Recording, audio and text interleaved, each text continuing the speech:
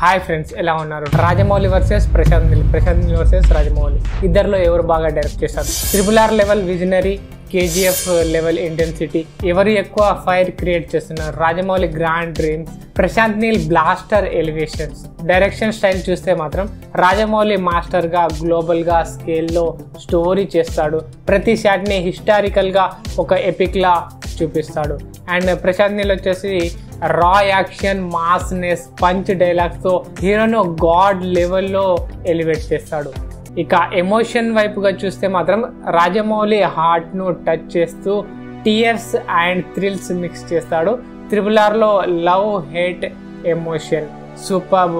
అది Ram Charan and NTR మధ్యన ఉండే లవ్ విత్ హేట్ చేసే ఆ ఇంటెన్సిటీ చాలా నచ్చింది. అండ్ నీల్ వచ్చేసి KGFలో రేంజ్ రివెంజ్తో అండ్ మదర్ సెంటిమెంట్తో బ్లడ్ని బాయిల్ చేస్తాడు. Emotion, intense, loyal. ఇక మాస్ విషయానికి వస్తే, మాస్ క్రియేషన్ ప్యాటర్న్ చూస్తే రాజమౌళి హీరోని లెజెండరీ మైత్లా ఒక బిల్డ్ చేస్తాడు.